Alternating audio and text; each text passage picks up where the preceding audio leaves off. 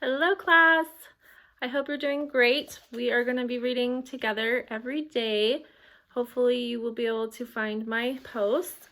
The first thing we're going to talk about is our new book. It's called Extreme Adventures Shark Bait by Justin Dath. This was a book I got at the Usborne Book Fair and it looked really cool, and I love shark attack books. I love shark movies.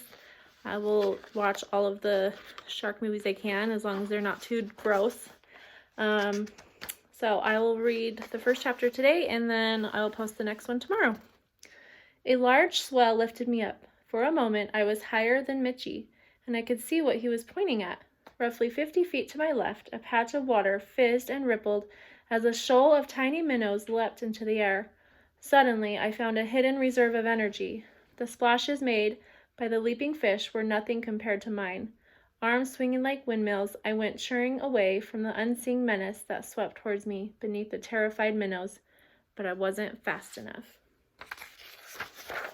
So that was the intro page, to give you a little sneak peek about what the book is.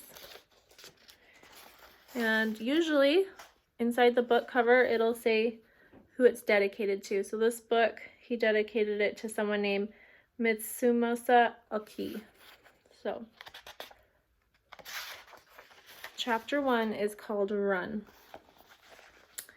No other fish on the Great Barrier Reef is quite as cute or as harmless as the tiny orange and white clownfish. Yet I blame a clownfish for what happened. One made famous around the world, thanks to a movie. Nemo! I looked around in surprise. The Japanese boy was waving at me. Up until that point, we had mostly ignored each other. We'd both been too busy exploring the narrow shelf of reef exposed by the low tide. Besides, there was a problem of communicating. Nemo, he called again, and pointed down into a shimmering tide pool. I made my way towards him, skirting a colorful coral garden and being very careful where I placed my good foot. The reef might be a natural wonderland, like all the tourist brochures say, but a whole range of dangers lie in wait for the unwary. Stonefish, stingrays, fire coral, blue-ringed octopuses, and deadly sea wasps, just to name a few. But little did I suspect, as I wobbled up to the Japanese boy crouching on the coral shelf at the very tip of the island, that the greatest threat to our safety that afternoon had nothing to do with the reef. It would come from the sparkling aquamarine expanse of the coral sea behind us. The Japanese boy was wearing yellow inflatable water wings over his t-shirt. It wasn't a good look, but who was I to judge?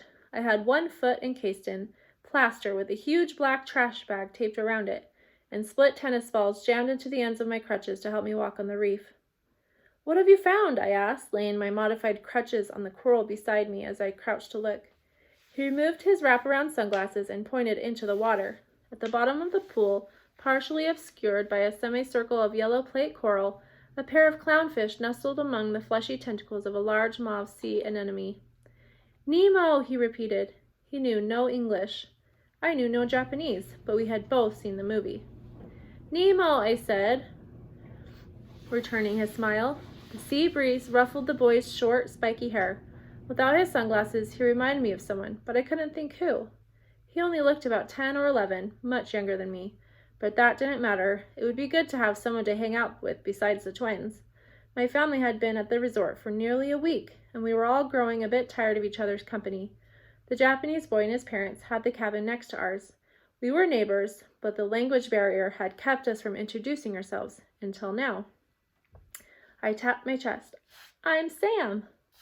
He gave a little bow. Oi dakit urashi desu. Sam, he said shyly. Then he touched his own chest. Watashi no nami wa Michi desu. It sounded complicated. So you're called Michi desu? Michi, he corrected me. Glad to meet you, Michi, I said. He bowed again, and for a moment, Michi and I smiled at each other. We're reading a book to the class. Then, because there was nothing else we could say, we turned our attention back to the fish. They were cute, all right, and very much like the ones in the movie, but soon I would wish we had never laid eyes on them. If we hadn't been so preoccupied with the two Nemo lookalikes, we might have noticed the danger before it was too late. Michi saw it first. Suddenly, he gripped my arm and yelled something in Japanese.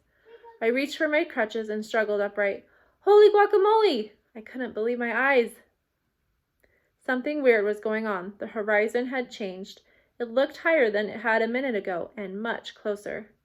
Michi started talking flat out in his own language. Most of it meant nothing to me, but one word snagged in my brain.